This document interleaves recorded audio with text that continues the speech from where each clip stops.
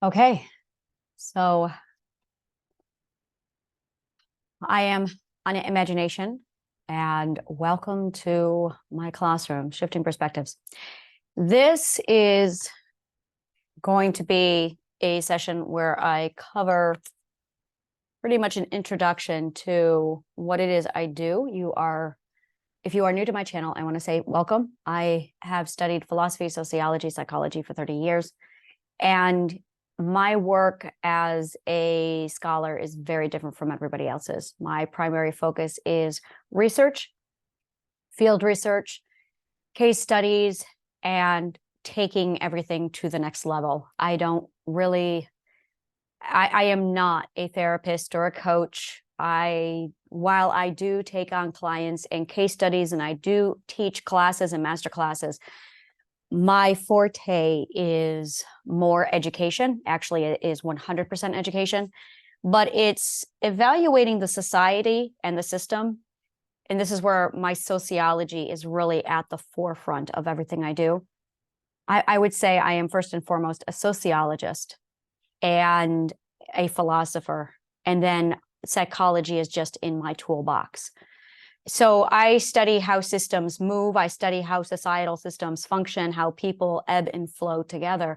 And that allows me an overall viewpoint to identify where we are seeing a common problem.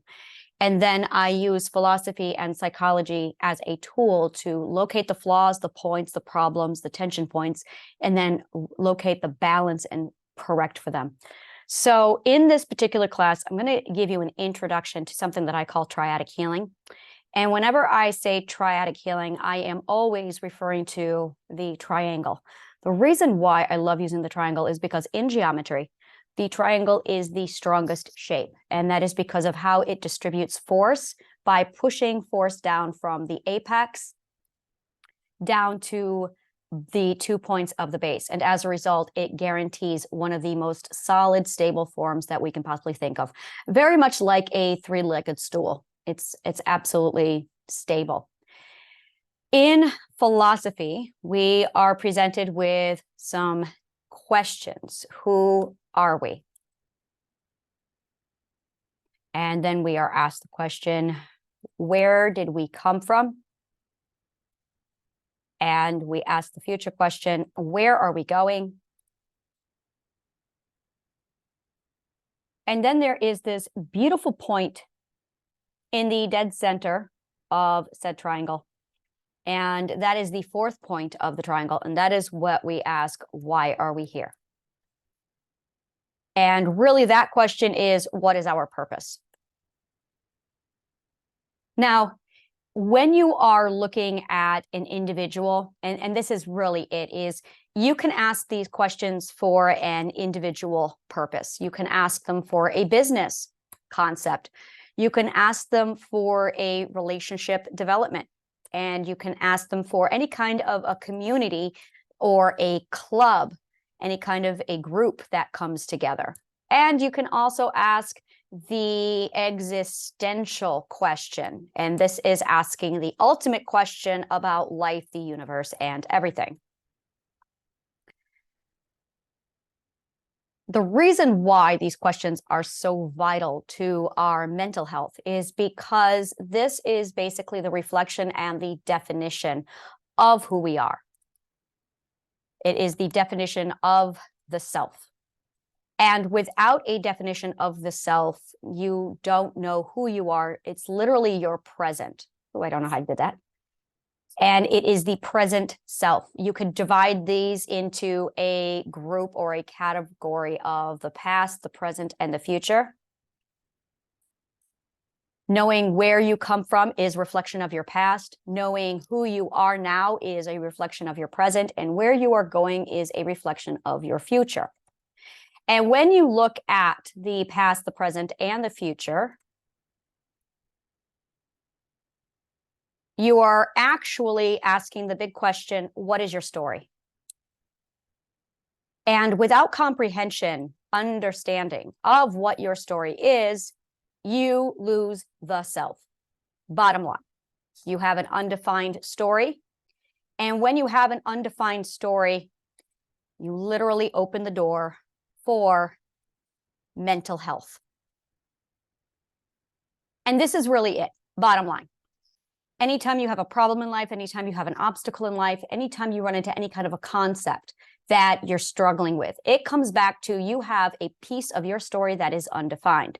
This is the big picture. And this is what a lot of people really, without this comprehension, without being able to grasp the big picture, there are areas where we lose understanding, we lose ourselves, we get confusion, and it ends up creating an undefined life where we have no purpose, we don't know who we are, we lack a definition of the self, and we don't know what our coordinates is. Literally, this is a question and a discussion of what are our coordinates.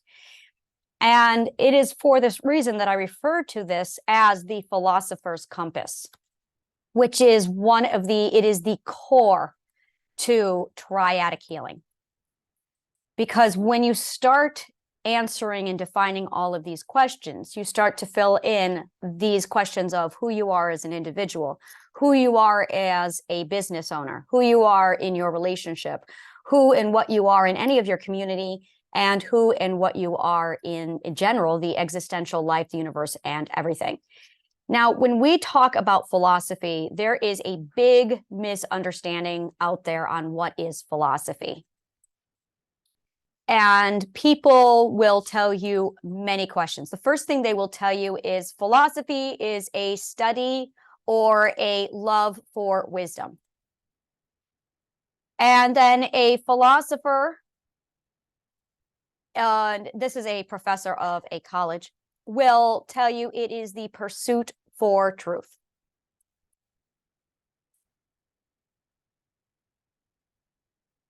The problem is there is a much bigger picture at play here in the subject of philosophy that almost no one has developed.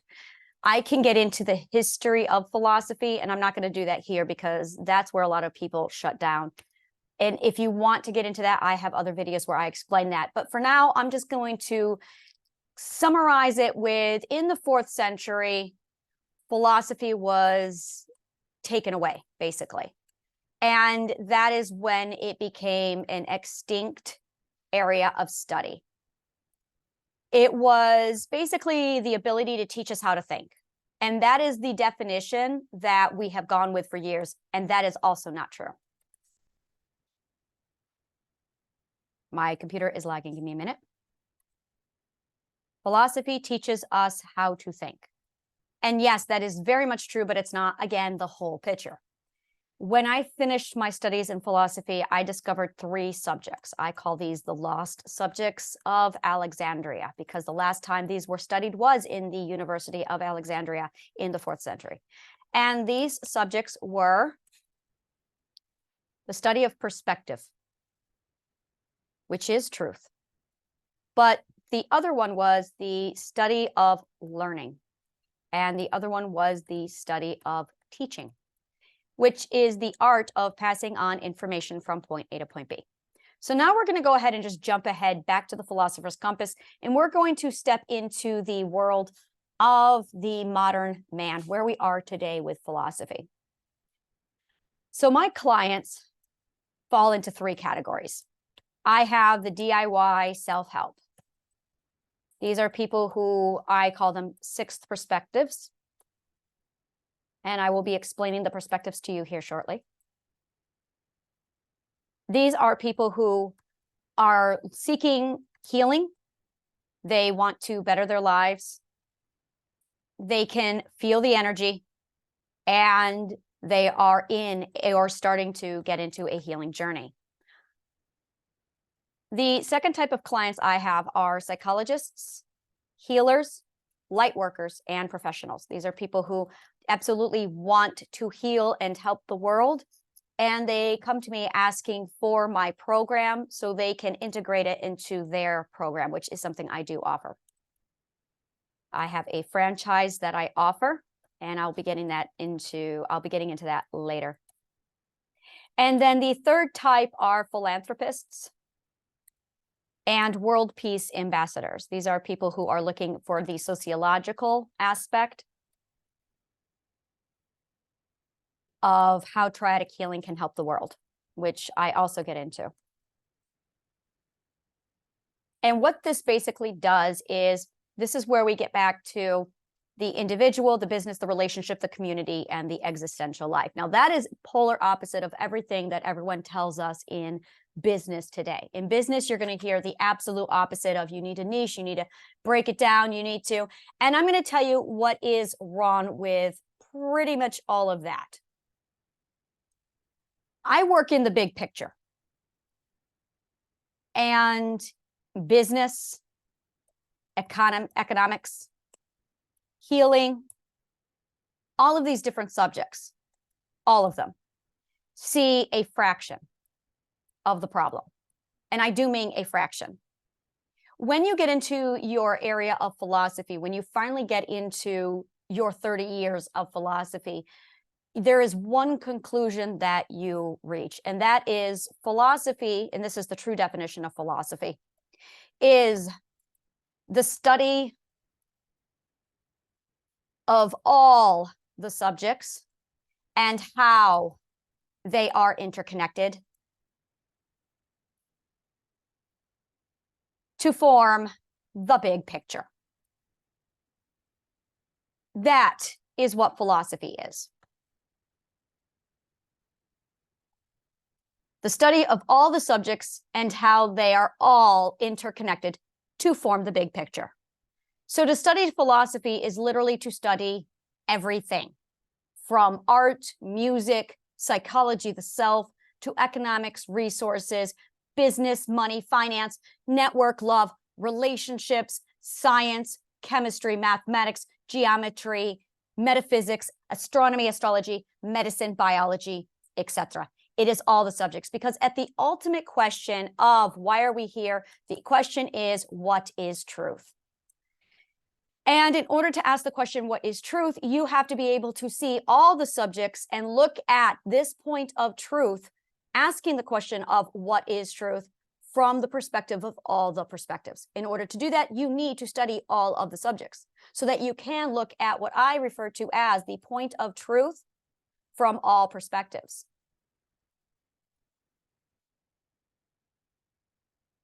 The point of truth from all perspectives. And in order to do that, you require a study in all the subjects.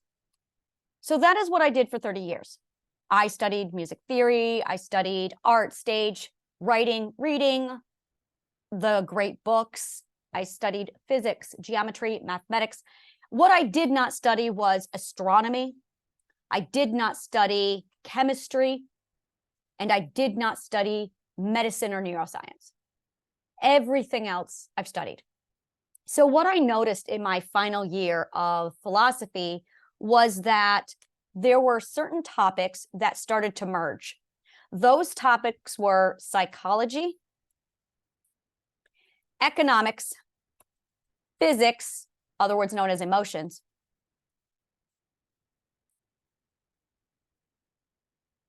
metaphysics. This is actually the last. Metaphysics is what Aristotle referred to as the first philosophy.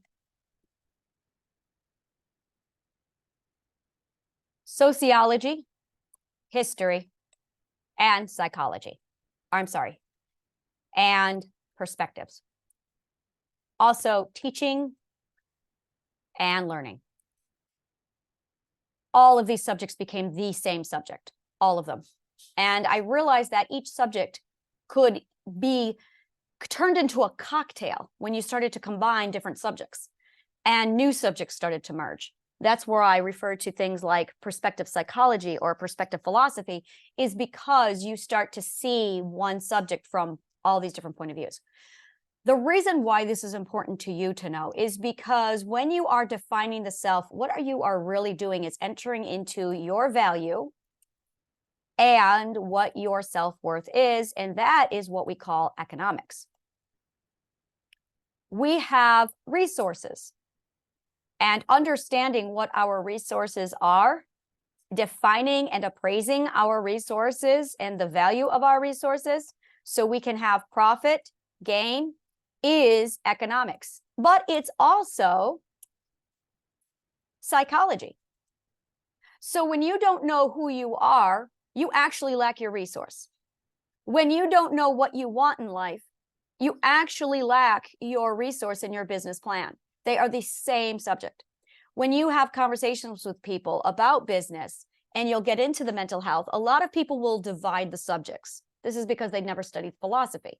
They will say, well, here's romance over here, and here is mental health over here, and here is your business and your career over here. Let's keep these separate.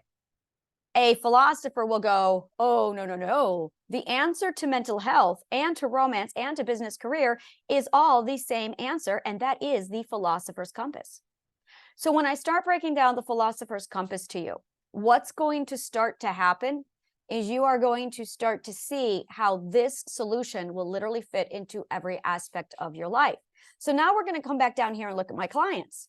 I have the DIY self-help client, which they are going to get the philosopher's compass, and they're going to learn how it builds into definition of the self, but only the definition of the self.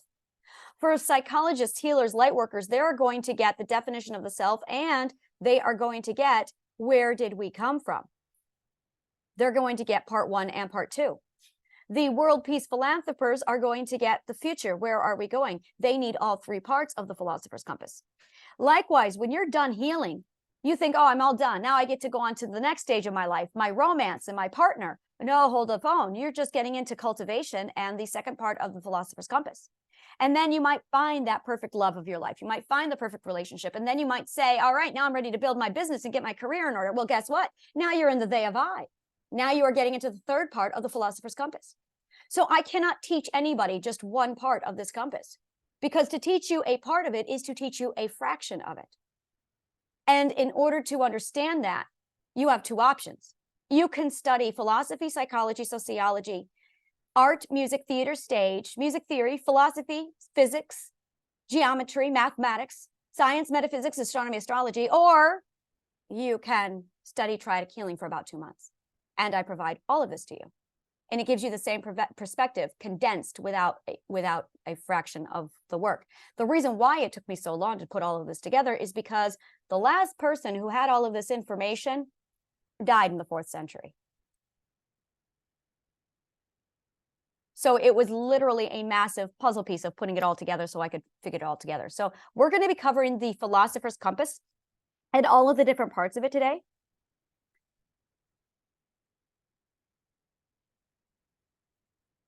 And how you can utilize it for yourself. Now, there are only about an infinite number of philosopher's compasses, because once you start opening up this can of worms, it just keeps getting bigger and bigger. So we're going to start with the self, which is what I refer to as the I of I. And this whole thing is the self, I. And that is that center point, the self. So this is the I of I. This is the you of I. And then you have the they of I.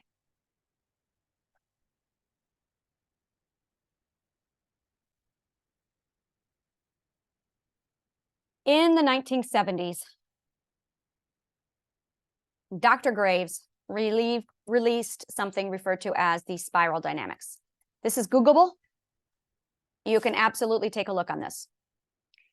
And it was a theory paper that he released that discussed the 8+ stages of growth. Now, in philosophy, you discover the 12 stages of ethical growth. And I spent my last 30 years studying and mapping out the 12 stages of ethical growth. Dr. Graves defined them as spiral dynamics, the stages of growth. And when I was able to put 2 and 2 together, they matched up. In fact, they were almost identical. I was able to fill in the blanks where Dr. Graves left off, and I was able to basically map it all out and summarize it. So the only thing that you can really get online is the spirodynamics. Now, the 12 perspectives are divided like this.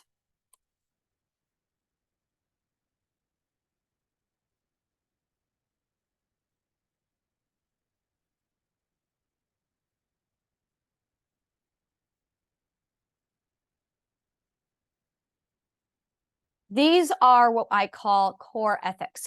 These are ethics that everyone must learn. Now, if you don't, then you stop growing. Bottom line, when you stop growing, it's because you're no longer learning the perspectives. You can have other ethics, minor ethics, and those ethics are basically, I'm going to say that they are minor ethics. And these ethics are now individual, and they are unique to a person. But the core ethics are not unique.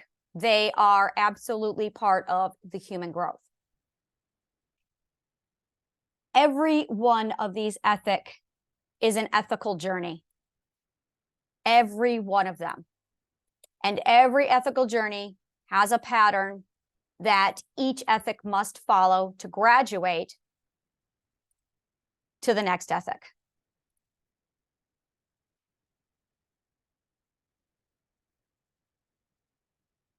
Who you are is these three ethics and how you define yourself. Knowing what these three ethics are gives you your self-definition. Therefore, when you internalize these first three ethics, those accumulations of those three ethics literally define yourself. So if you don't know who you are, it's because you lack these three ethics. The first ethic is your self-worth. What are you worth? If you can't answer this question, you are missing the first ethic. And if you are missing the first ethic, you are really going to struggle with your self-worth. There are consequences to not learning this. The consequences for not learning the first ethic is addiction, is eating disorders, is self-mutilation, is significant codependency, actually significant dependency, usually on a caregiver. If you have any of these problems, you did not internalize the first ethic. Mental illnesses are symptoms of lacking the ethical core. It's predictable. It is absolutely scripted. The second ethic is your resourcefulness within a community. If you lack this ethic, you will struggle with self-value outside of a community.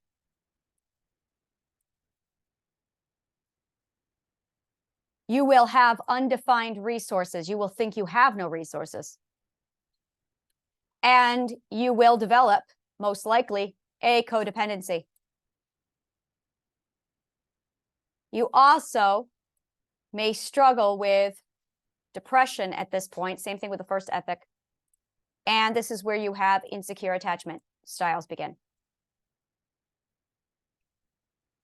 The third ethic is trust and integration of self-resource with community. And accepting your own limitations. If you fail to do so, you are going to develop narcissism, borderline personality disorder,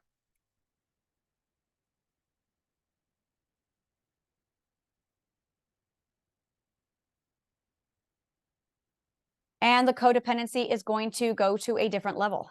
You are going to see disorganized attachment styles. This is all just from the first three ethics. When you have all three of these internalized, the mental disorders go away and you have a defined sense of self. You have your I of I. That is the purpose of part one of the Philosopher's Compass, to define the self, what your resources are, what your worth is, and what you are able to exchange and provide for currency with a community. The U of I is where we get into the wonderful world of teaching, learning, and exchange of currency. In order to do this, you require self-government, which is the fourth ethic, accountability, which is the fifth ethic, and equality, which is the sixth ethic, including the self.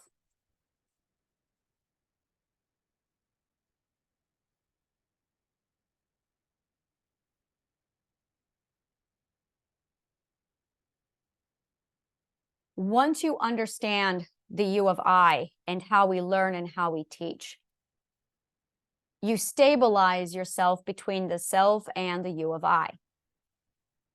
We learn through mirroring, mimic, repetition, and example. Every human, not just children, every human being. If we do not have a role model, we will not be able to stabilize our self. The U of I is actually your role model. In most cases, it is your parent or caregiver. Later in life, it becomes your partner or your spouse. It could be your idol. In most cases, it's your parent. If your parent was toxic, you're going to repeat the behavior of your parent. If you spend too much time, or if you are codependent, the role model and the self begin to merge and you lose identity.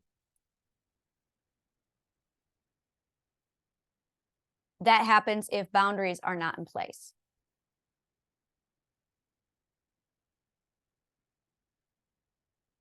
So when you start to heal, the first thing you need to do is isolate and reestablish a healthy U of I. In order to establish a healthy U of I, this actually is what happens when you enter into therapy, is you end up using your therapist as the U of I, which is why it's basically a moral compass. That is exactly what it is the U of I becomes your moral compass or your ethical compass, which is why you go to therapy and you ask your therapist for advice. This creates a give and take relationship, a closed network between the self and the role model, the U of I. When you get into this closed network, you start to exchange resources, but because it is a closed network, you now are going to run into two problems. The first problem is you run out of resources. The second problem that you run into is your resources are limited. Now, you technically don't run out of resources, but if you live in a poor mindset, which is a preservation of resources, that is when you run out of resources. That's when you get into, that's when you think you run out of resources because you're not seeing all of your resources. Your resources are limited because if you only have 5 skills and your partner only has 5 skills, that means that you only have 10 resources between the two of you. And now you're looking at significant limitations. So it is vital that you bring in the they of I into this equation.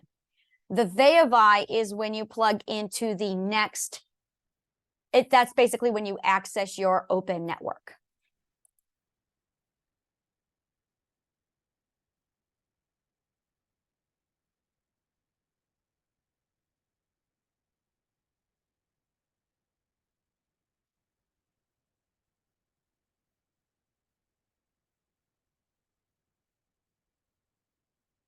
Once you have the defined self, the I of I, with your role model, the U of I, and then you have your open network with the they of I, then what happens is basically these three parts stabilize, you find balance, you find harmony, and you enter into the ability to exchange, trade, etc.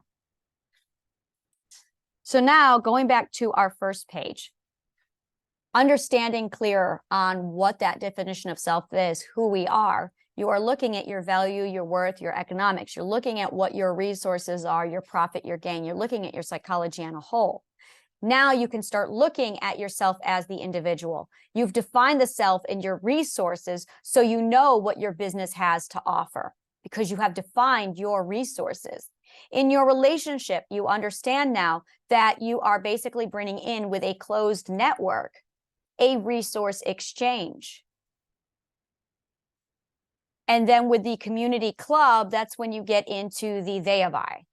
Same thing with the existential life, the universe, and everything. The individual is when you have a closed network within the self.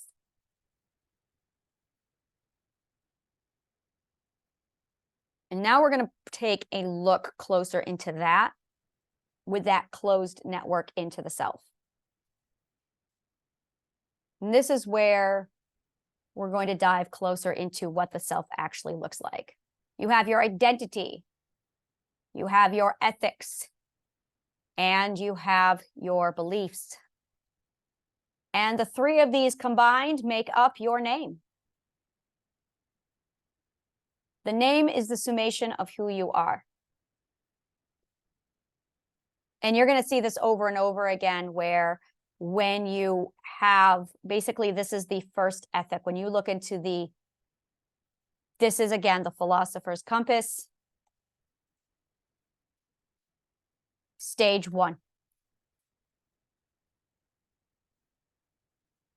This is the philosopher's compass, stage 2. This is the philosopher's compass, stage 3. And the philosopher's compass just keeps expanding and expanding. It goes out 112 to infinity, which is the formula. It goes 1 times 12 times infinity. Because you'll see this just keep expanding out and out.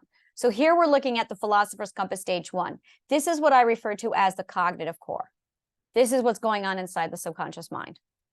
You have your identity, which is basically your self-sailing system with your intuition. You have your ethics, which balances in your code of what is right and what is wrong. And then you have your beliefs, which is your truth, your defined personal truth. In addition, identity is defined by what you love. So it's what you love.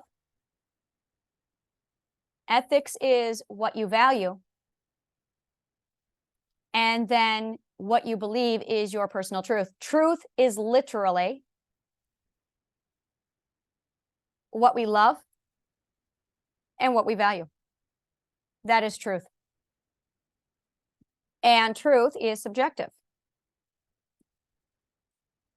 You can literally plug any subject into this definition. You can plug any situation into this, and it will keep coming back to this over and over again. Now, in order to protect the system, because our truth, our reality, our perspective,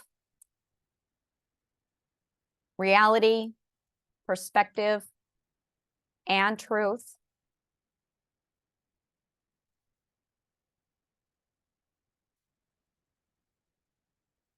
equals our stability.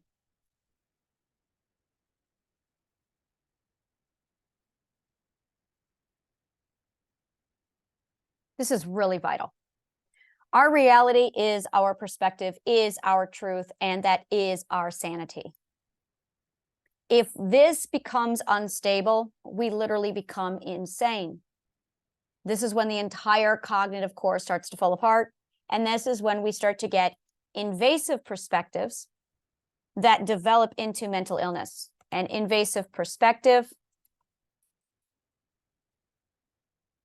leads to a toxic emotional mental environment, which breeds mental illness. So in order to prevent this from happening, you have to have a defined identity. You have to have defined ethics, and you have to have defined beliefs. Now, what ends up happening is abusers, I have no idea what just happened and how that happened. How did that take place? I have no idea how it shifted, but that's all right. So what ended up happening over here is abusers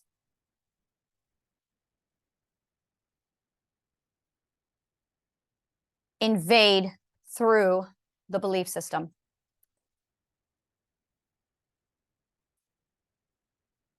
And when abusers invade through the belief system, what ends up happening is people are now vulnerable to invasive perspectives. You know, what happened to the invasive perspective? I don't know what happened to invasive perspectives. Oh, there it is. Oh, I see it now. All right. I see how. Still learning how to use computers. All right, there we go. So invasive perspective is your toxic emotional mental environment equals mental illness. And that happens when an abuser uses your belief system to invade through the belief system. Now, an abuser can attack your identity, what you love. And they do this by saying to you, you should love. Every time you hear the words you should. Or they will name call you. That's when they attack your name. When they tell you what is right and wrong, it isn't right to, that is them attacking your ethics.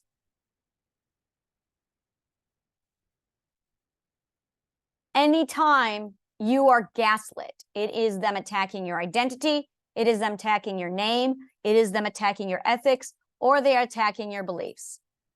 This is what's under attack during abuse. Now, you quickly learn a few fears. The first fear is you might talk and you get yelled at. When you are yelled at, what really is being threatened is acceptance and placement, which is what I call belonging. We hear this with, this is my house, and you'll obey my rules. You need to find another place to live.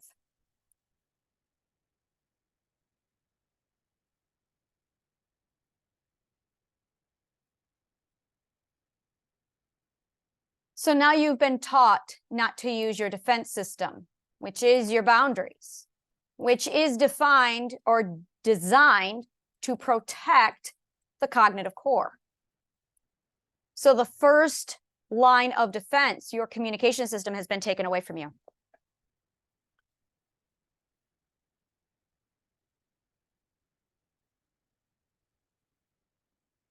We are threatened and or blackmailed. When we hear, if you don't do X, then I will Y. And we see this a lot with a sexual assault, where we are threatened or blackmailed. And if we talk, if we do not remain their secret keeper, they will harm somebody we love or ourselves. We see this a lot. So this again teaches us that talking is not safe. If we change, if we grow, if we move on, we see this a lot with six perspectives, where six perspectives will grow and become hippies or free spirits or vegetarians, or they want to become a freelancer, or they want to become an entrepreneur. We see this when they want to become non-religious. All of these things, and then we are told, no, you have to X. We're told we have to get a job, or we're told that we have to eat meat, or we are told that we have to worship a certain religion or follow or obey a certain culture. So we see this kind of perspective abuse happening a lot when we are threatened and told through conditions.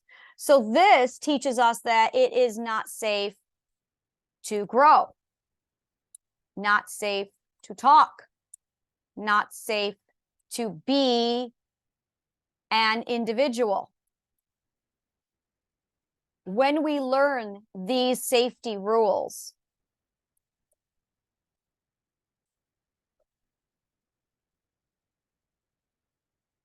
in exchange for love or belonging,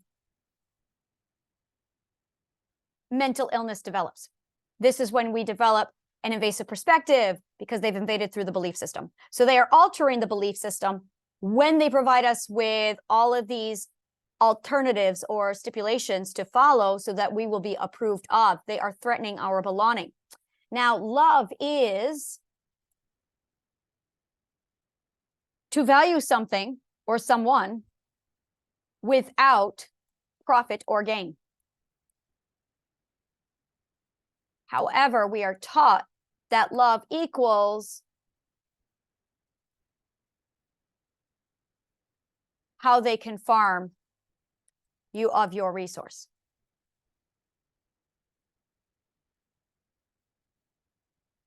So this is the very first thing that we learn very quickly in abuse, is that love does not value without profit or gain. Love is determined by how resourceful, how useful you can be. And that is a hardcore lesson that a lot of us learn in abuse. When you restore these ethics, we're going to go back to the ethics for a minute here. When you return to these ethics, self-worth, resourcefulness, trust, it eliminates these laws that we were conditioned and taught. And as a result, it removes these logical fallacies. It removes these toxic lessons that keep us mentally ill. So it literally becomes a competition of our ethical core perspectives versus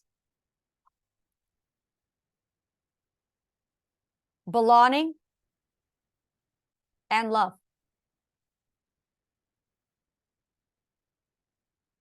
This is where abuse begins. When this happens, the abuser starts to farm us for our resources. That is it. That is abuse. It is when we are farmed for our resources. In order to get our cooperation, and I have said this a million times over, abusers need one of two things. They need our silence, which is our cooperation, and they need our availability.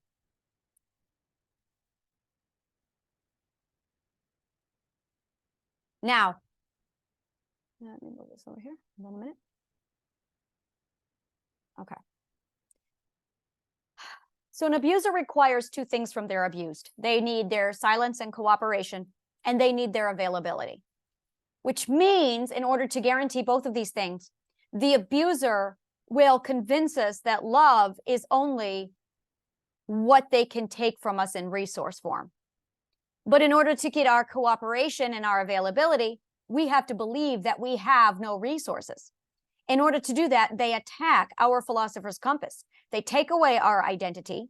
They take away our ethics and they compromise our ethics, putting holes in our ethics. That way we won't grow. We will stay silent. And then they compromise our personal truths, insisting that our truth is in fact their truth, and their truth is the poor mindset, which is the preservation of resources.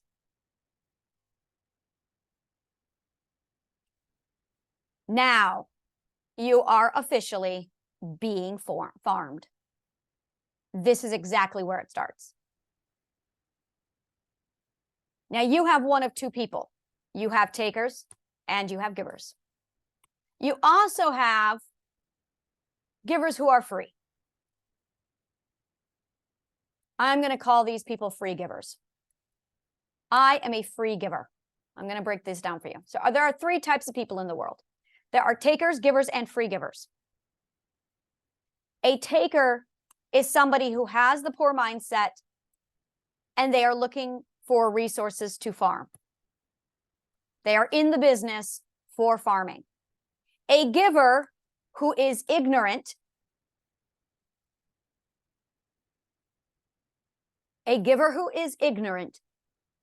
literally is now the perfect candidate for being farmed.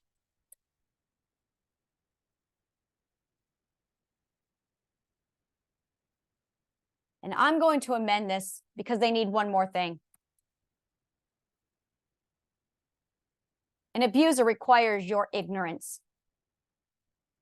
They need you to be stupid because the minute you figure this out, you can break it and get out of it. So there it is. Ethical core perspectives versus belonging and love. The abuser starts to farm us for our resources. An abuser requires your silence and cooperation. Technically, they get that with your ignorance. They also need your availability. And then they can enter into the poor mindset with you, the preservation of resources, where they can start farming you for your resources. But you have to be ignorant of your worth. I'm going to say this a different way because it's really important that this is internalized.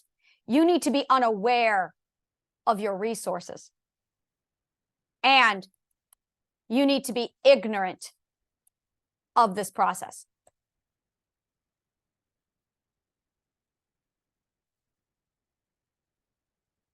I've had a lot of really bad things happen to me, and I don't seek vengeance. I seek to educate the victims so they can't be victims.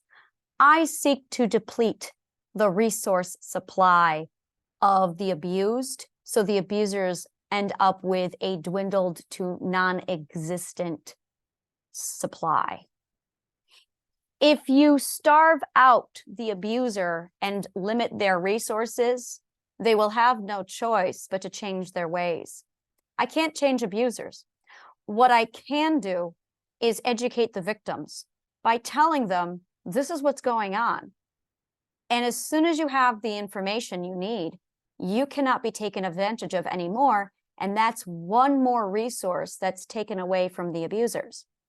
That is how I seek, quote, vengeance, unquote, by educating and nurturing the abused, the givers, so they can escape and deplete the resources of the abused, of the abusers, excuse me. So you have the takers who are of the poor mindset, who farm people. You have the givers who are ignorant and they are prime candidates for farming. And then you have the free givers. I am a free giver. This means that I am an aware giver.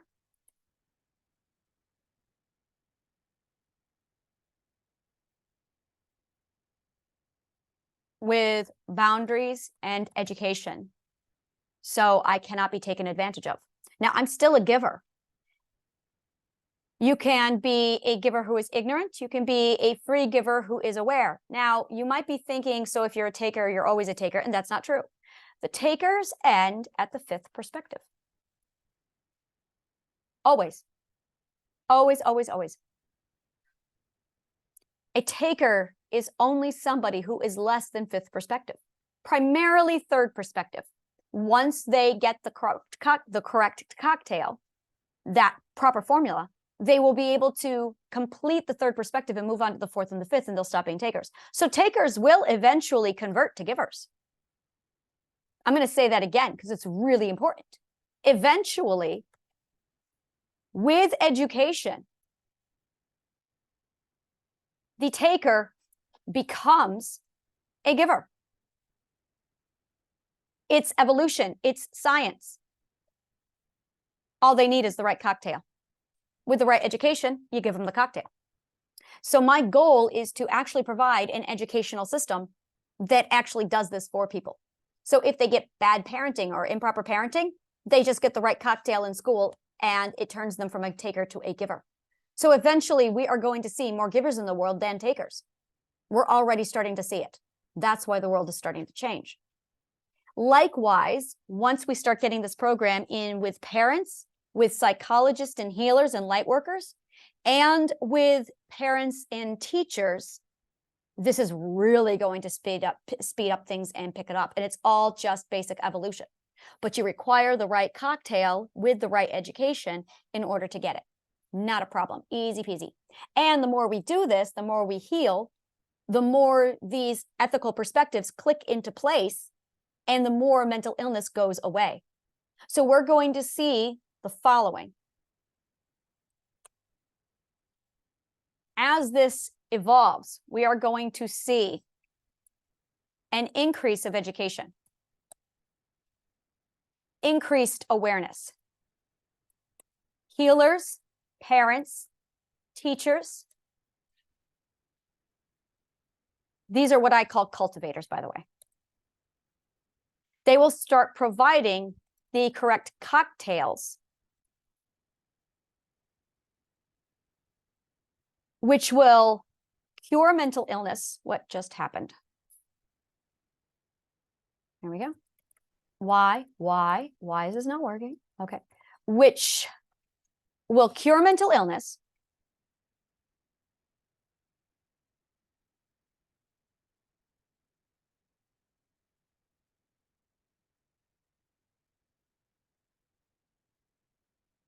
evolve takers into givers,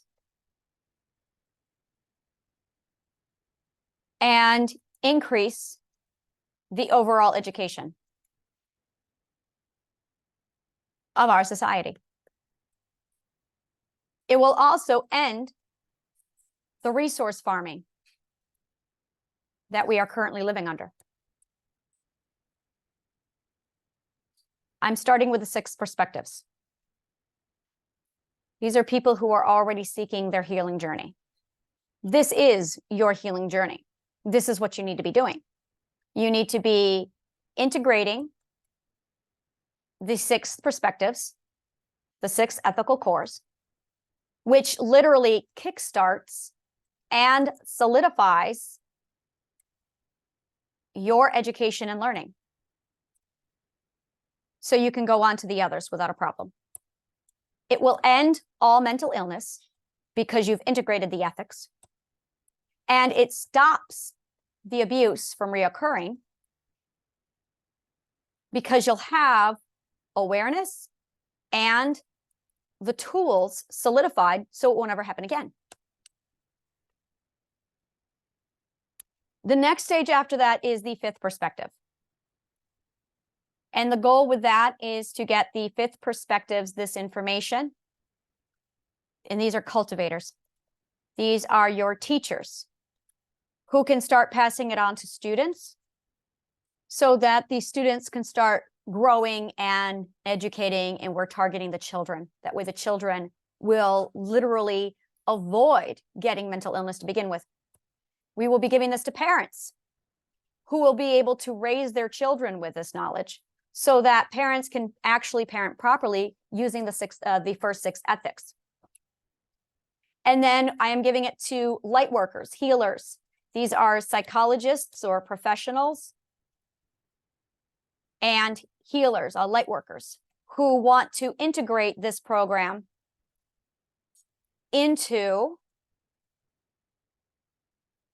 their own healing techniques. This is where I'm doing franchising with this brand so that you can just get a franchise, get the licensing fee, and then you can incorporate this into your program without a problem.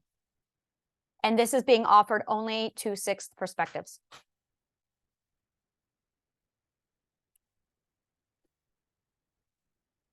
The reason why is because the 6 perspectives have accountability, and self-government. It means that they're ethical. Fifth perspectives have not yet learned accountability. And that's where you can see unethical business practices. So the franchises are only going to be available to people who are of the sixth perspective and higher. After that, we are going to see an increase of the evolution, the decrease, an increase of our natural evolution with education and the human mind. We are going to see a decrease of mental illness. And my program includes identifying your resources, getting you set up on your own business, and also plugging you into my resource network, which means abundance, and you will have access to literally anything you need to remove all obstacles from your dreams and your goals. As a result, you are looking at a lack and zero scarcity. No scarcity, that will be gone. You literally will be breaking free of the poor mindset, the preservation of resources mindset. And you will see hoarding end. It's extraordinary. After that, the next stage is going to be the fourth perspectives. In order to switch the fourth perspectives, there's only one thing you can do, and that's change the law books. That's it. There's no other way. With the fifth perspectives, let me go ahead and start another one here because the incentives are all different. I'm going to go over to this, and I'm going to show you this is what I refer to as the motivations, the motivational characteristics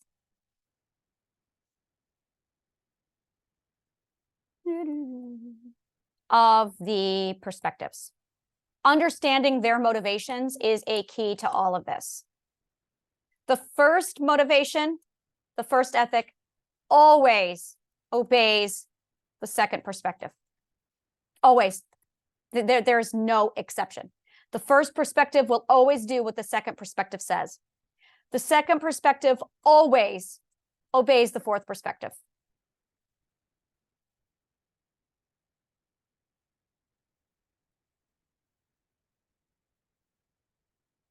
Or the third perspective, if they have a community that is built up of the third perspective. If you have a woman who is a second perspective, very common, highly religious woman with a controlling man, that very, very common. In that kind of a situation, if the man is a fourth perspective, great. If he's a third perspective, she's going to follow whoever he is.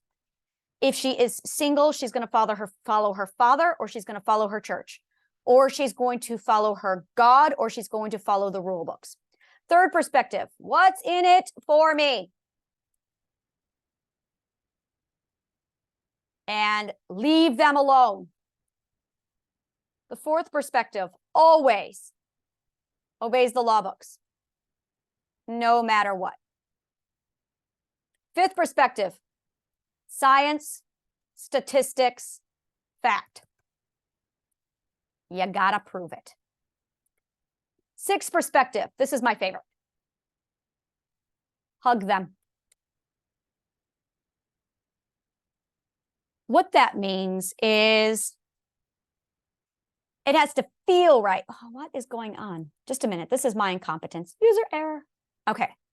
What that means is they feel. It has to feel right. It has to feel right. It has to feel good. It has to be logical. It has to make sense. But they're going to trust their gut and their instinct, nothing else. I love the six perspectives. This is why I go with the six perspectives. And this is what's going to happen. When you start with the six perspectives, they can just look at my material and it feels right. It feels good. It feels solid with them. They trust it. They trust the universe. And it makes sense because I've got psychologists, I've got neuroscientists, I've got the proof rolling in, and they can feel it. They can feel my intention. They can feel my energy. So they're going to be on that 100%. I have yet to meet a sixth perspective who has not jumped on board with my program. 100% conversion rate. Every sixth perspective I have spoken to either is right there in my team or they are telling other people about it, going, oh my God, you got to get on board with this. Six perspectives are on board with this. Fifth perspectives are going to be the next ones. And that is when we finally have enough substantial evidence that we can prove to them. As soon as we have that, this is where it gets easy. The next plan is change the law. And I am targeting education, the school systems. Kind of like what we saw with the core curriculum. Core curriculum, there we go. So when that comes in, oh, sugar toast, just give me a minute. I'm having, oh, sticklebats. There we go. All right. Core curriculum. Okay. That is not a word. Core curriculum. Okay. So an example of what we saw with this is with the core curriculum. The fourth perspective will not ask any questions. They will just do what the law says. So the goal is to get the sixth perspective converted and on board with this program. The fifth perspective will need to be provided with the evidence, and then we change the laws.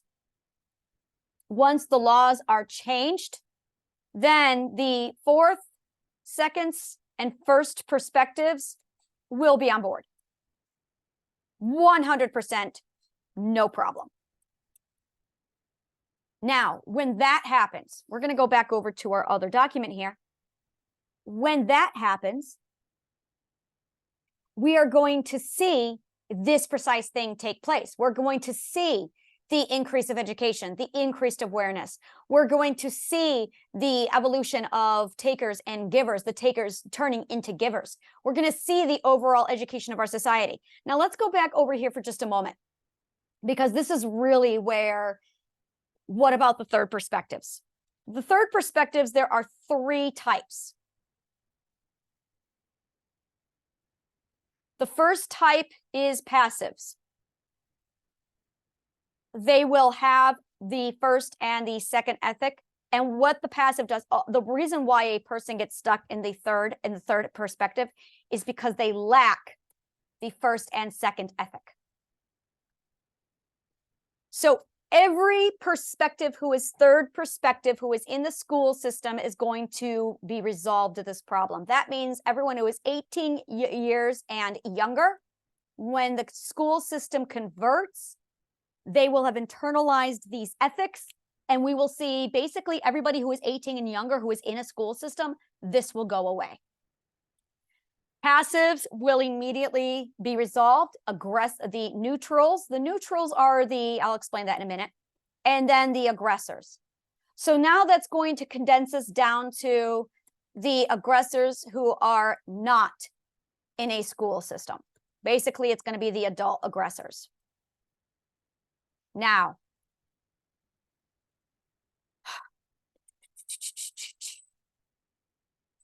and this is really what's going to divide it, is what's going to be left are the aggressors who are not in a school system, the adults, the adult aggressors.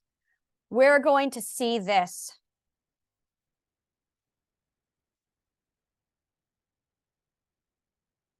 With war and violence, ignorant and uneducated,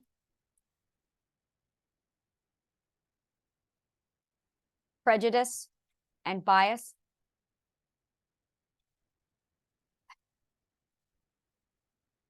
and this right here is going to be the last one to convert.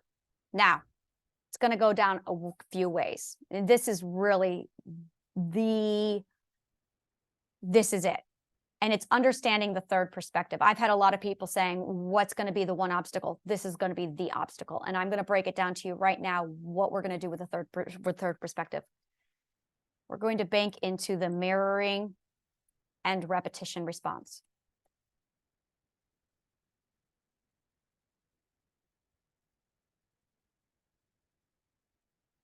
This is going to be my favorite. Community. Safety in numbers.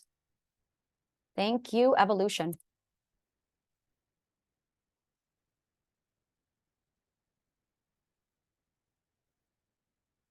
And the third one, compassion.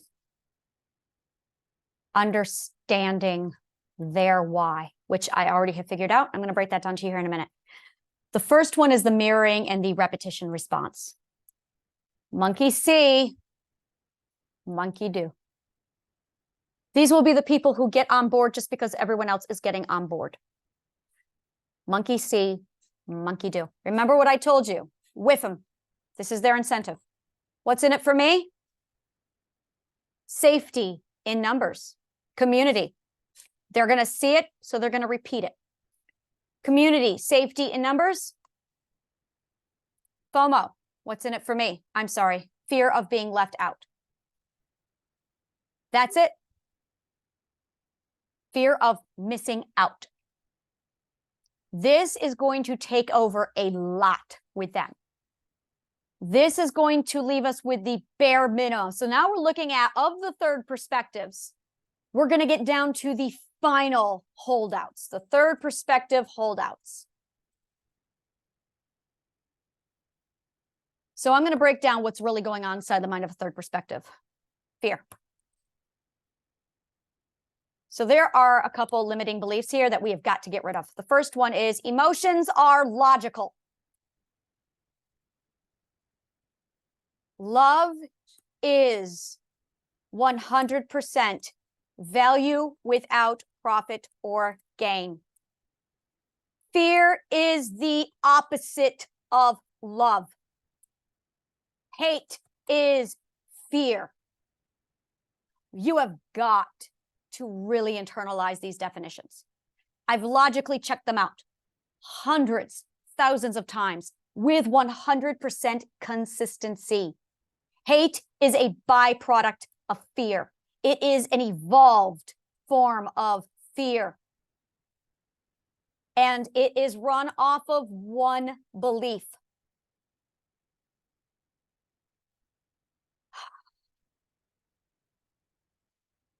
Fear of the unknown. An old, archaic fear. Ignorance equals prejudice.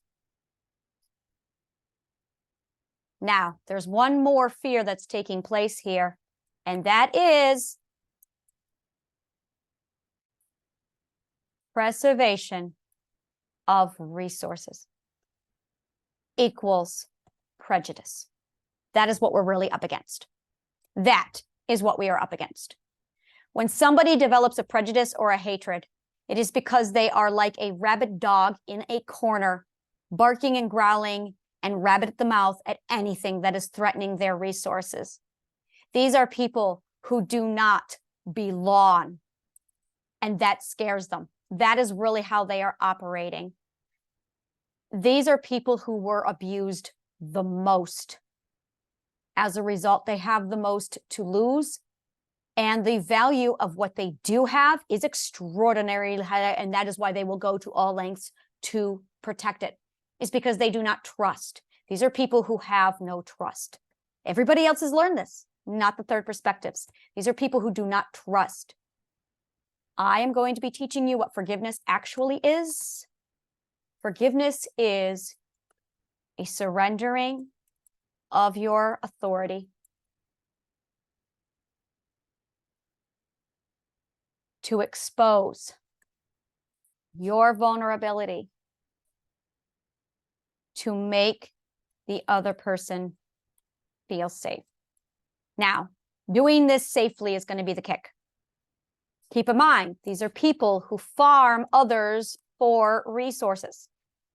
They are defensive. Oh, I'm loving the third perspective. Like, I'm starting to really understand them, and I'm starting to really comprehend. We are talking about hate. We are talking about people who absolutely are thinking, they believe truly that they have limited resource. The limited resource that they have is love, acceptance. This is really what's on the line. Belonging. They have full abandonment. They have no self-love, no self-resources. They cannot ask for help. These are people who cannot accept their own limitations. The core comprehension of somebody of a third perspective is this phrase.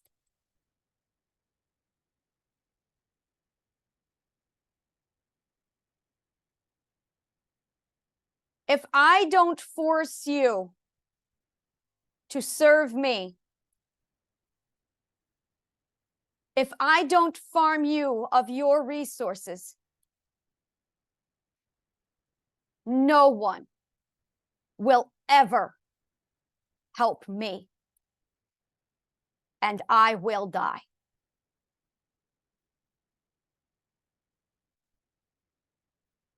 Because I am not worth your love or your compassion.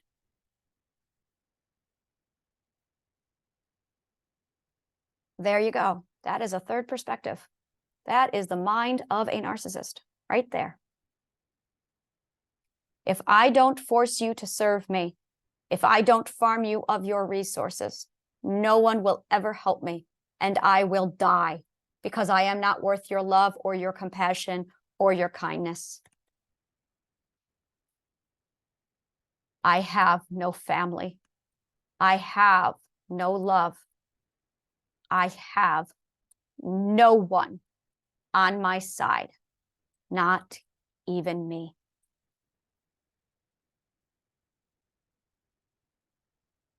That is what we are up against.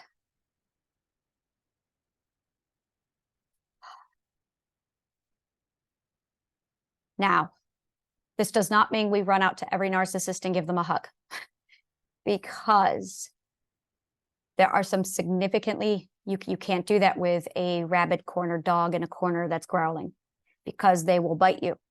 So there is a way to approach these people, and I will be breaking it down. The best thing for now is to stay away from third perspectives. If you know somebody who is a third perspective, compassion, kindness. Now, there are two kinds of third perspectives. There are avoidance. These are the passives. And then there are the aggressors. And these are the narcissists. The avoidance, leave them alone and support them. And they will test you. They will test you. They will test you. My partner is a passive avoidant. And my God, that man has put me through some significant tests, because he truly believed many, many times that when push comes to shove, I would abandon him. And that is the core function of every third perspective. My partner is not third perspective, but boy, is he stuck in that perspective. These are people who lack the first ethic and the second ethic.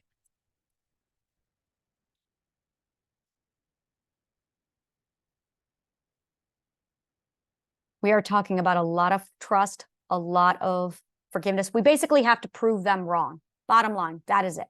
We have to prove them wrong. And then it's going to be too good to be true.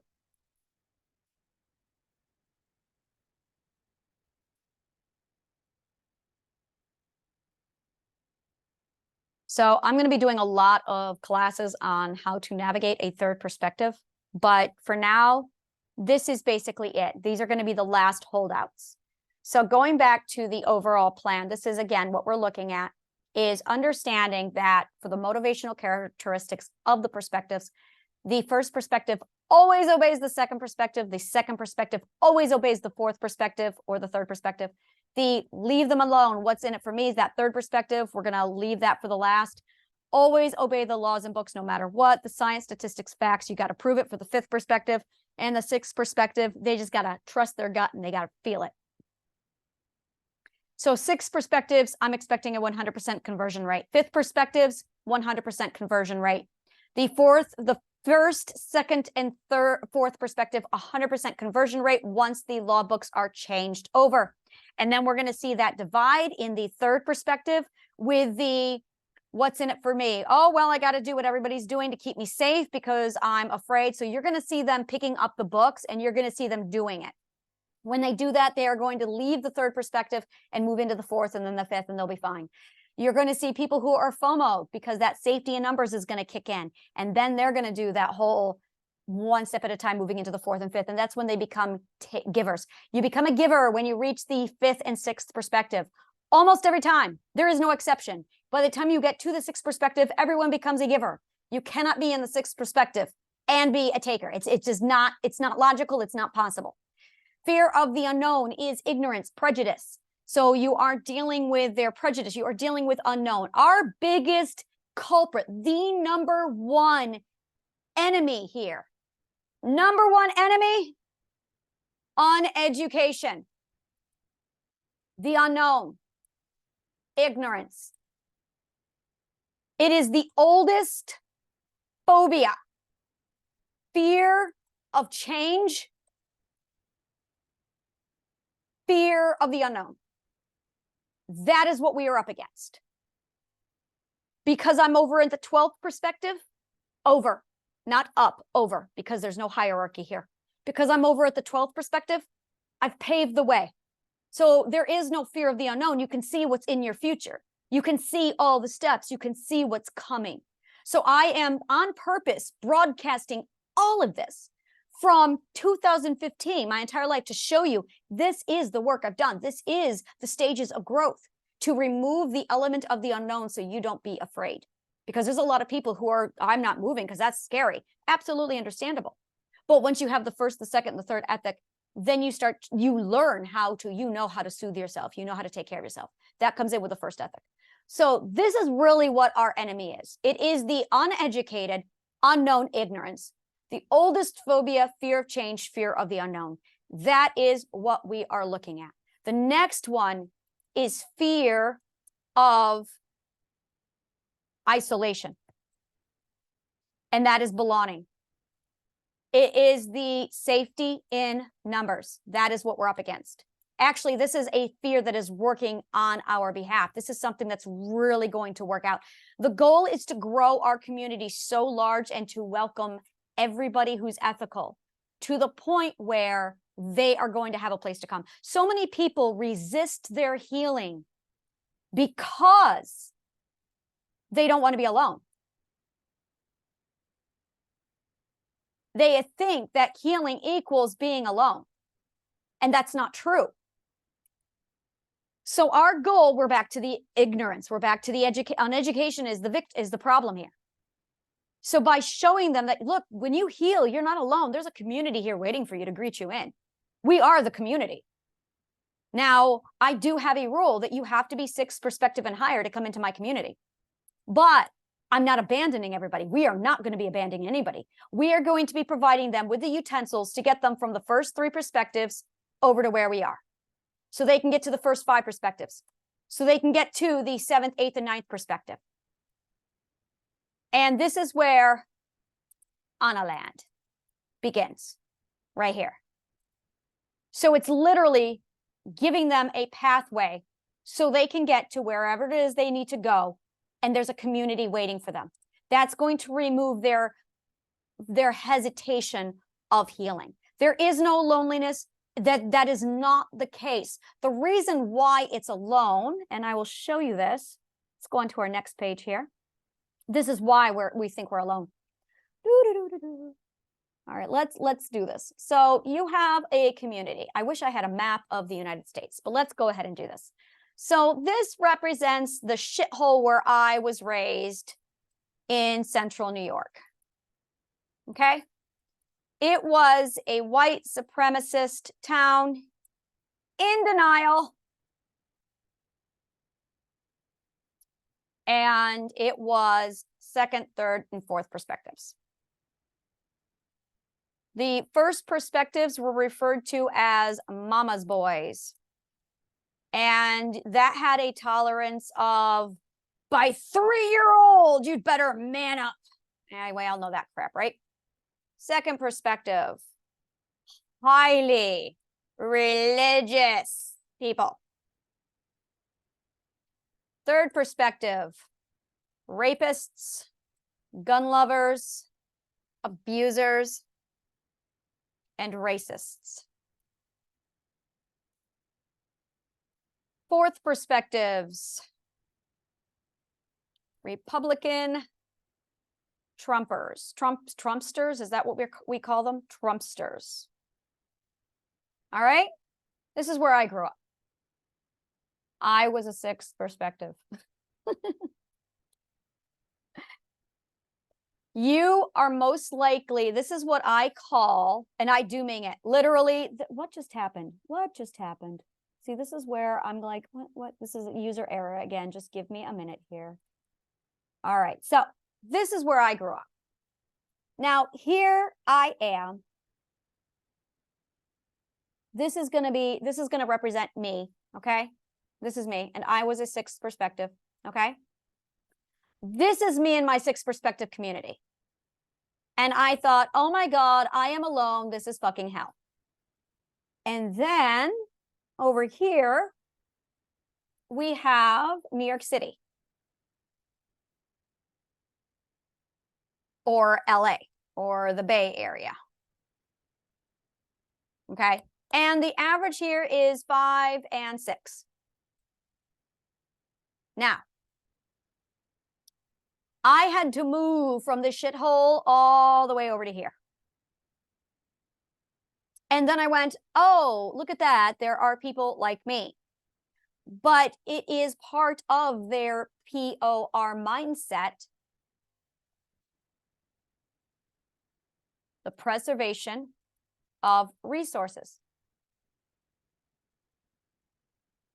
So if you have this mindset of I'm all alone, it's not that you're alone, it's that you are enslaved and or entrapped within a preservation of resource mindset in a community that is designed that, and this is where it gets disgusting, but you equal their resource. That's it, which means your property. Bottom line, your property.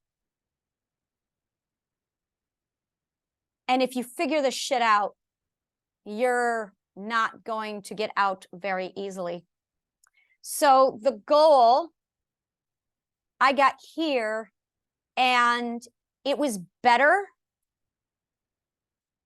but the language was the problem. So I created On a Land. Oh, On a Land. And On a Land is where Triadic healing is. And it is 6 perspectives and higher.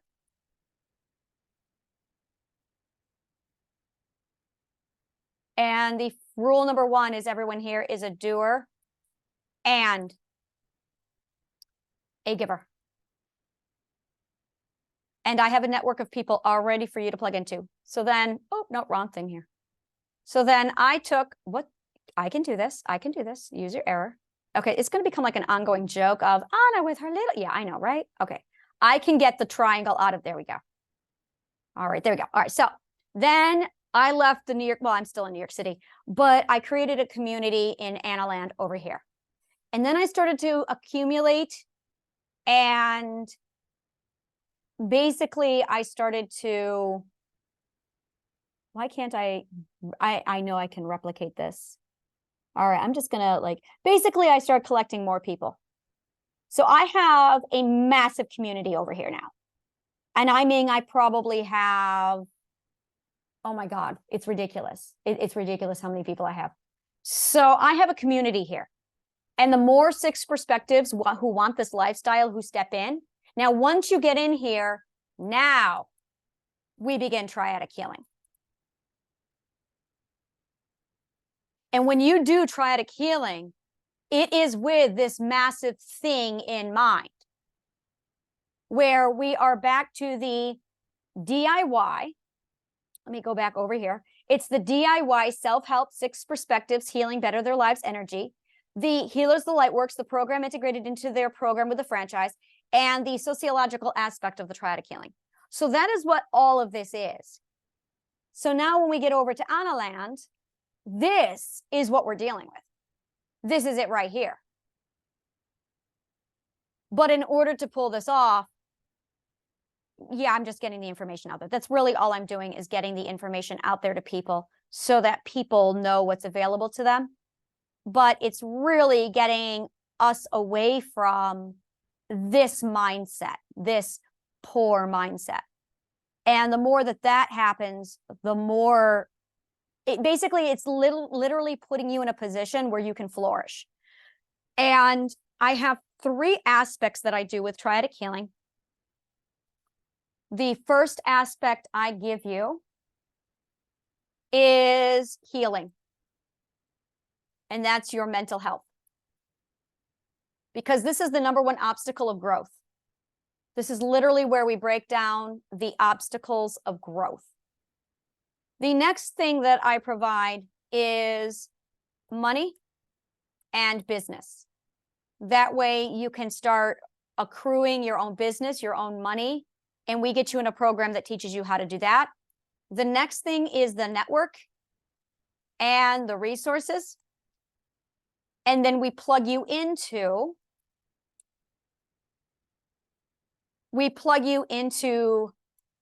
the community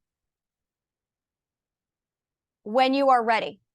And just to give you an idea, this takes about 2 months.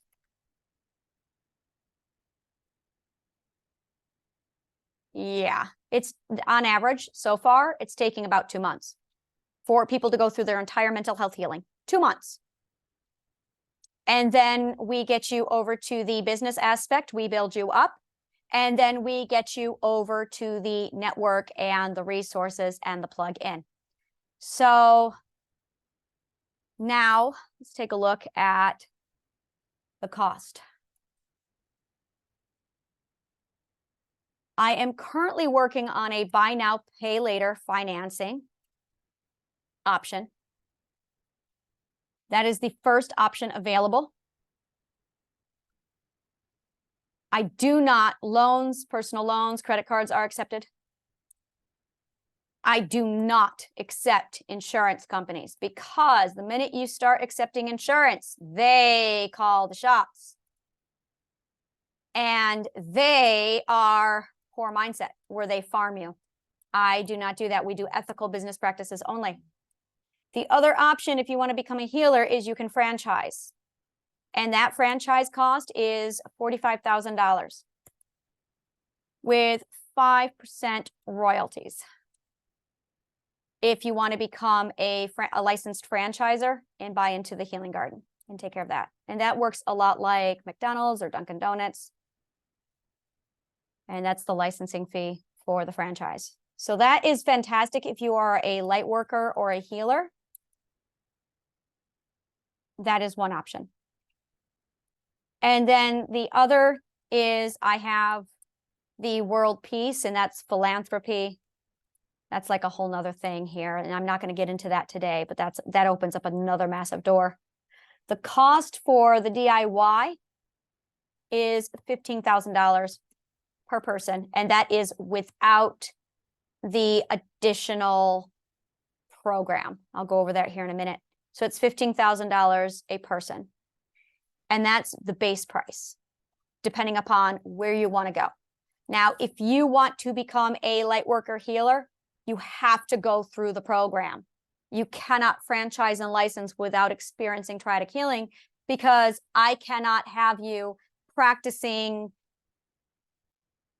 Yeah, it's just not going to work. If you don't have the mindset, if you don't have the Triadic healing experience, but you're trying to sell Triadic healing to others, it's no, it's mandatory. So it's actually the $15,000 plus the $45,000 franchise fee. And that's if you want to franchise. And that also guarantees that you have all 6 ethics internalized. And this is for the first 6 ethics only. And then, let me think here, is there anything else? So this is the DIY healing. If you are a teacher and you want it for your school, it's free. No exception, it's free. This is something I'm very passionate about. If you are a teacher and you want this with your school, you get it 100% for free. So that is your option. For the DIY healing, you have the $15,000 per person base price, and you get the first 6 ethics only. And again, apologies, I do not accept insurance companies because I do not, that's part of the system that I'm trying to get rid of or get out of or have an alternative for. And I can't bring that mindset into it because then it will contaminate what I've built here. And then if you are interested in our philanthropic Operation Imagination, I have a lot of things going on over here. I will go ahead and just give you a brief what this looks like. We have the first option is advertising on the websites, and that is $2 million for 2 years. That's the first thing. The second thing I have available is $15,000 for a seat at the round table.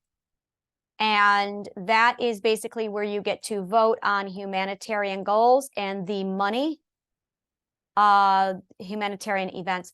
And that money goes toward, yeah, it's 100%. The price is actually $15,500. That's with the application fee. And the $15,000 goes toward a pool, like a bank. And that goes toward the event production to resolve a world problem. So let's say in 2024, forgot what year we're in yet. 2024, in June of 2024, we're going to vote on which humanitarian purpose or thing that we want to resolve. When we vote, it's decided that we're going to solve world hunger. So then we're going to take this bank of all of this amount, the $15,000 per person, and it's going to go toward a world event, a world event that addresses world hunger, as an example. And we have, yeah, we have a lot of humanitarian causes that we are working toward. And that is it for now. That is it for the Operation Imagination philanthropic causes right there. So that's it if you want to get involved with the philanthropy of it, if you want to get involved with the world peace aspect of it. There's that. And yeah, that is it. I do also offer events. Now, my events, and I have one coming up in January. That event is 19, 20, and 21 of January of 2024. And that is going to be the Healing Garden healing event. That is for 3 days. And it is, the price is less than $300 per person for 3 days. And that's 3 full days. It's going to be a full group session, and it's literally packed with speeches, programs, anything you can possibly think of per ticket price. And they range, the prices range from, I think, $60 for base price up to $300. And the $60 price is only for 2 days. The $300 is for 3 days. And that will get you a ticket for everything healing, including triadic healing. So if you just want to do the event, that's possible. And I do these events quarterly. So I will be doing the next event I do. What's going on? The next event is going to be in April. And that's going to be part 2 of triadic healing. Part 2 of triadic healing. And then it's going to be April, May, June, July 2024. And that's going to be part 3 of triadic healing. Da, da, da, da, da. Da, da, da, da, da. All right. And then October of 2024 is going to be the last part, part 4 of triadic healing. And knowing me, I'm probably going to just do this on a rotation indefinitely because that's what I do. Okay, I see what I did here. There we go. That makes more sense. Da, da, da, da, da. So I'm going to do these 4 events. There you go. So the first event is in January, the Healing Garden Healing event, and it's 3 days, and it's everything healing. We're going to have holistic healing methods. We're going to have speeches. It is televised. This is all virtual, by the way. This is 100% virtual so far, and online, and it will be global. And there's a lot more information coming. So if you're interested in that, you can click on my link information below and get more information on that. But this is pretty much it right here. So this is how you can get access to Triadic healing and start implementing it depending upon which direction you want to go.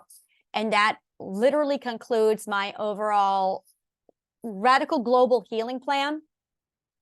This is my what's going on? There we go. Just I know it's all me, right? It's absolutely all me and my, there we go. My radical.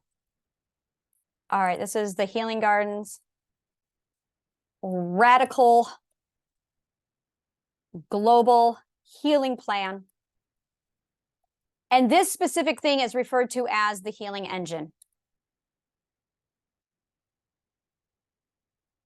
And the goal is to literally heal. I want my triangle. Just give me a moment here. I need my compass. The goal is to heal. And then it's to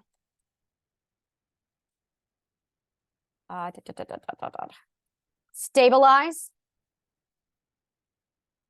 heal, stabilize, and then it's nurture and grow with resources. So we end the resource farm that's being done. There you go. So this is the plan: to heal us, to stabilize independence, and then to plug it into a network to nurture and grow with resources. So if this, I see now what happened. Okay, there you go. So this is pretty much it. I think that concludes everything. I'm going over it one more time to see if there's anything else that I missed, and I don't think there is.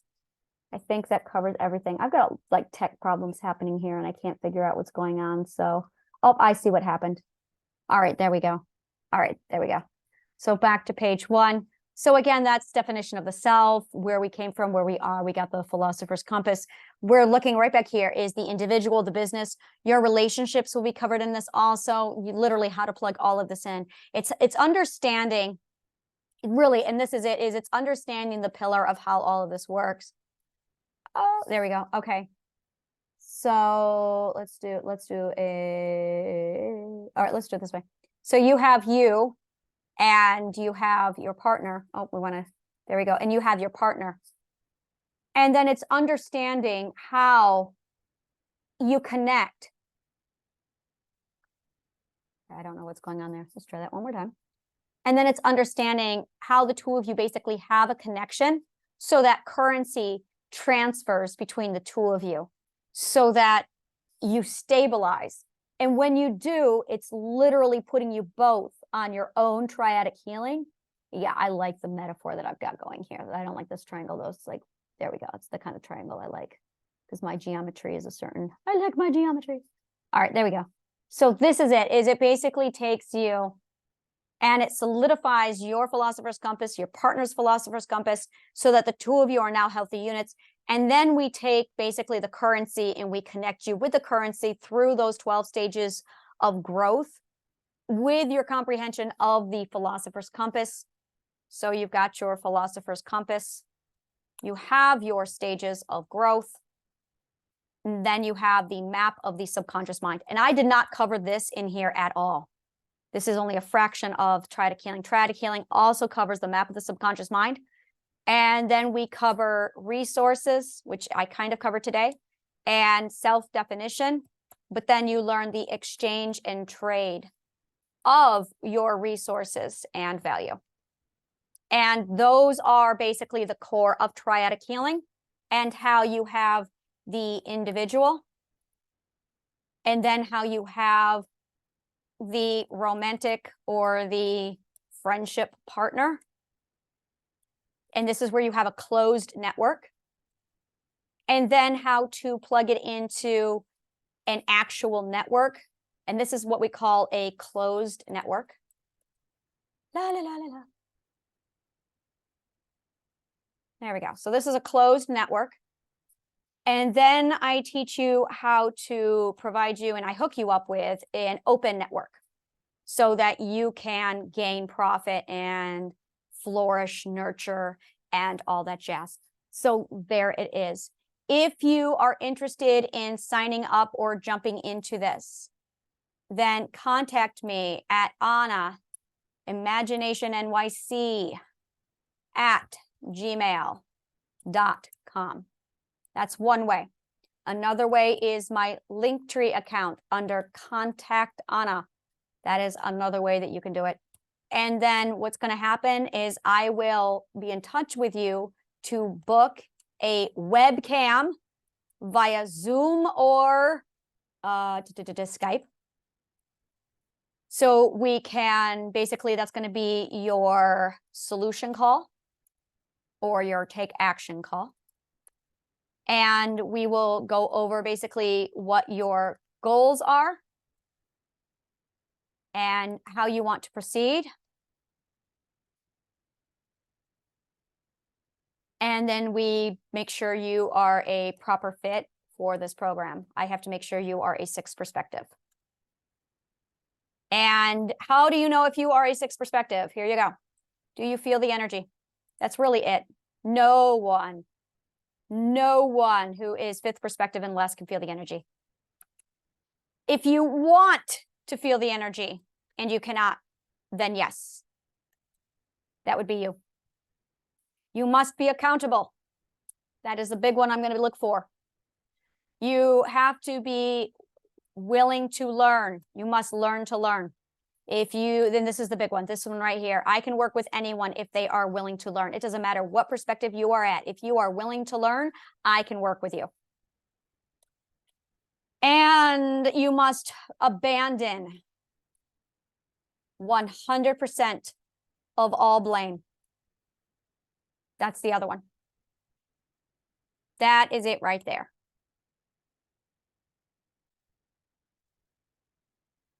Women, those are the ones I primarily, women.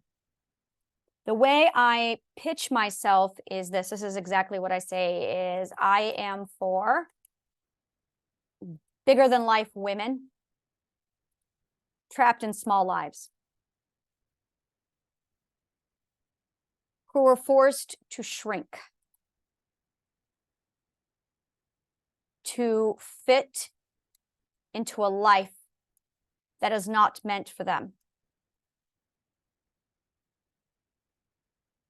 You have to be a doer. You have to be a giver. This is not negotiable. A lot of people talk without taking any action. You must be a doer, you must be a giver, and you must be ready to invest.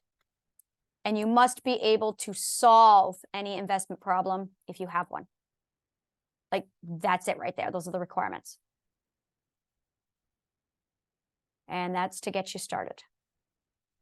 If you want to know more about the pay now, buy later, that is coming later this month. So by January 1st, I will have that in place. So that will become an option. And the goal, this is what I refer to as triadic healing. When you message me, ask for triadic healing from now to wow. And the concept is that wherever you are now in life is where we're going to take you, and we're going to get you to the life you want from now to wow. So this is what this is. So thank you so much. That pretty much concludes the presentation. Thank you so very much for joining me, and may the kindest of words always find you.